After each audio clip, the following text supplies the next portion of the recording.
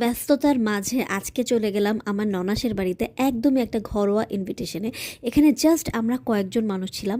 So that's why যেহেতু আমরাই খাবো, আমরা কি করেছি, সবাই সবার বাসা থেকে এক একটা আইটেম করে নিয়ে গিয়েছি।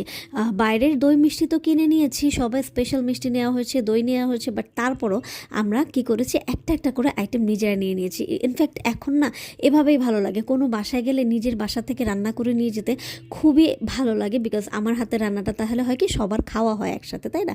তো এই যে জর্দাটা আমি আজকে জীবনে প্রথম বানালাম আমার ননাসের বাড়ির জন্য, যেন আমরা সবাই একসাথে খেতে পারি, এবং সবাই খুবই ভালো ভালো কমেন্ট করেছে।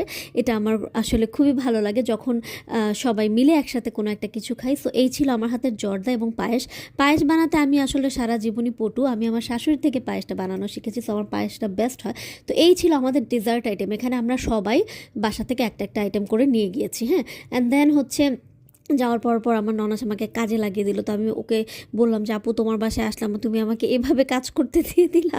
যাই হোক, আমরা সবাই মিলেই কাজ করি, এটা আমাদের সবসময় অভ্যাস। আমরা কোনো একটা জায়গায় গেলে আমরা সবাই মিলে কাজ করতে বেশি পছন্দ করি। তো যাই হোক, সন্ধ্যা নাস্তা ছিল নেহারি আর হচ্ছে নান রুটি। তো ছেলেরা তো অ্যাজ ইউজুয়াল বসে গেল খেতে, এবং এই হচ্ছে আমাদের সম্পূর্ণ অনুষ্ঠানের মধ্যমণি, যাকে ছাড়া আমাদের কোনো প্রোগ্রামই হয় না। তো প্রত্যেক প্রোগ্রামে সে কী করে, আসার সময় একটা ঢং দেখায়, এভাবে ভ্যা ভ্যা ভ্যা ভ্যা করতে থাকে, কারোর সাথে কথা বলে না, কারোর সাথে দেখা করে না, কান্নাকাটি করে। তো তাকে মানাতে আমাদের 10-15 মিনিট চলে যায়। এই যে দেখেন, আমি ওনার জন্য চকলেট কিনে নিয়ে আসছি, যেন মানে এই টাইমটা আমরা পার করতে পারি, তাকে চকলেট দিয়ে পটাতে পারি। তো যাই হোক, সে আস্তে আস্তে পটে যাচ্ছে, এবং সে এখন সম্পূর্ণ পটে গেছে, বিকজ সে এখন মজার মজার চকলেট খাচ্ছে এবং আমাদের সাথে দুষ্টুমি শুরু করে দিয়েছে।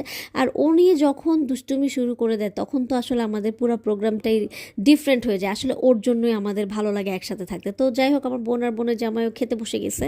তো এখন হচ্ছে আমরা কথা বলছি। আমার ননাসের আসলে একটাই ছেলে, তো ওর ওয়াইফ এবং আমাদের একটা সুন্দর একটা নাতনি হয়েছে, ওরা এখন অস্ট্রেলিয়াতে আছে। তো আমরা ওদের সাথে কথা বলছিলাম, এবং এর মাঝে মাঝে আমরা ছোটোখাটো একটা আড্ডা দিয়ে দিলাম, সবাই মিলে বসে বসে গল্প করা।